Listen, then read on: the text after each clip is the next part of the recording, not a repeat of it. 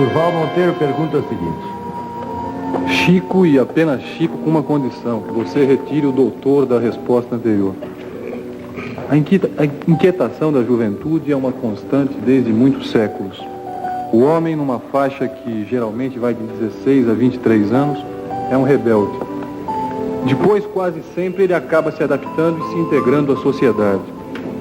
No exato instante em que o homem se adapta, o seu espírito evoluiu ou se acomodou?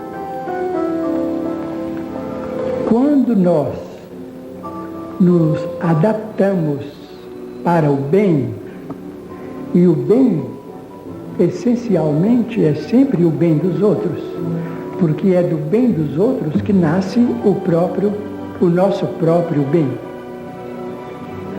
Hoje, muitas vezes, queremos tratar os nossos jovens como se eles fossem nossos inimigos, e isso é um erro.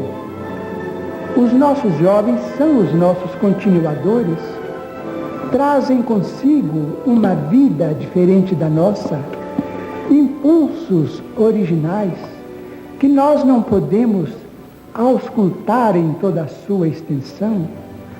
Os nossos jovens, de ambos os sexos, necessitam, principalmente hoje, de nossa compreensão.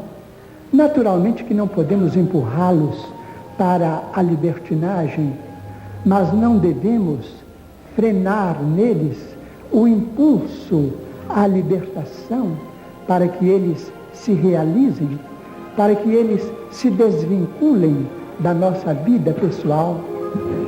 Todos nós, na condição de criaturas amadurecidas na experiência física, podemos igualmente e temos independência deles e não devemos escravizá-los aos nossos pontos de vista. Falamos numa experiência de mais de 4 decênios em que temos visto centenas, talvez, milhares de jovens e adultos chorando sobre os nossos ombros em vista do amor possessivo que tantas vezes nos retardam o progresso individual e ocasiona tantos distúrbios em nossa vida familiar e coletiva. Tantos jovens que se doparam em drogas, tantos que se refugiaram em casas de saúde, tantos que abandonaram os seus próprios deveres, que fugiram para a indisciplina, que desertaram do estudo, muitas vezes por causa de uma influência opressiva daqueles que foram chamados a orientá-los na vida prática.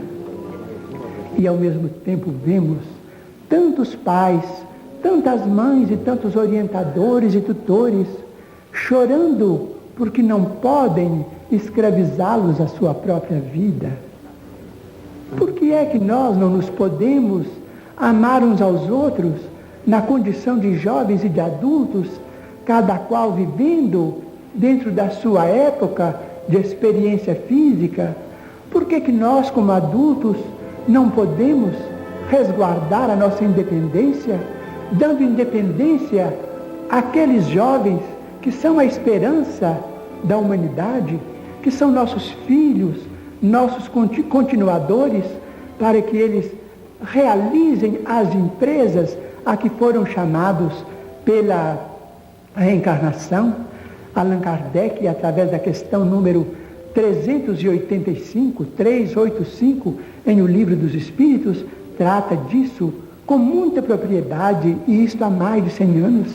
Nossos filhos são espíritos que vieram de outras condições diferentes das nossas, são credores do nosso maior respeito.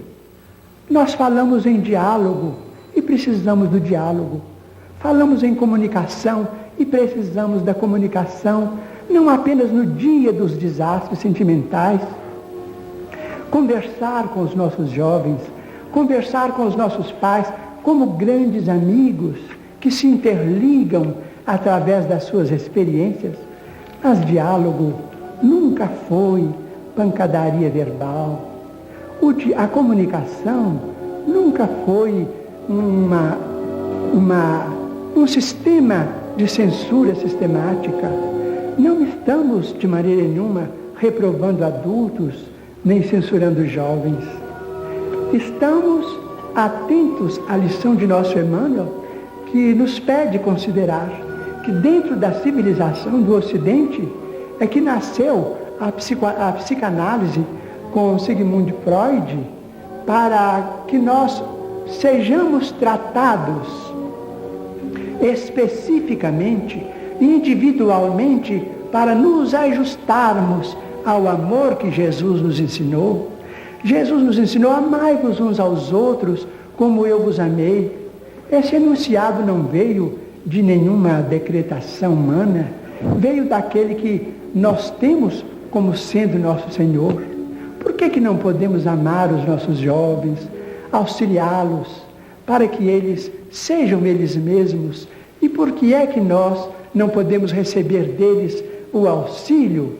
Não para que vivamos como muitas pessoas maduras estão vivendo em países da Europa, em grandes palácios dourados, nomeados como sendo cemitério dos elefantes, em que as pessoas amadurecidas na experiência humana se recolhem como pessoas inúteis e vivem uma vida de entretenimentos como se fossem marginalizadas pela idade física. Não, como adultos, podemos tratar de nossa saúde, sermos independentes, ampararmos os nossos filhos e eles também ampararem a nós outros, para que cada um de nós tenha a sua casa, tenha as suas afinidades, as suas relações, o seu mundo, os seus hobbies, as suas profissões, os seus afetos, a sua vida. Ao mesmo tempo, eles também podem ter as suas famílias independentes, com muito amor de nós uns para com os outros. Pedimos perdão ao nosso mediador, Dr. Almir Guimarães, e ao nosso distinto entrevistador, Dr. Durval Mendonça, por nos estendermos tanto na resposta. Mas a pergunta é válida, e nós não podemos tratar-nos uns aos outros como se fôssemos inimigos. Nós somos irmãos, somos pais, filhos, parentes, amigos, esposos, esposas, tios, tias, companheiros, mas acima de tudo somos espíritos imortais, filhos de Deus, cada qual sendo um mundo original, criado por Deus. Aconselhemos os nossos jovens, amparemos os nossos jovens com as nossas experiências e que eles nos amparem com a sua força e nos amem, que nós todos precisamos de amor, mas que haja aquela fronteira que nós chamamos de respeito, para que cada um seja ele mesmo e para que nós possamos viver em paz uns com os outros, sem necessidade de cairmos em neuroses e depois em psicoses e recorrermos aos nossos amigos da medicina como doentes graves, arredados da vida e arredados do trabalho, que a vida para nós deve ser uma escola sem férias, com as pautas do descanso, mas todos fomos chamados a trabalhar.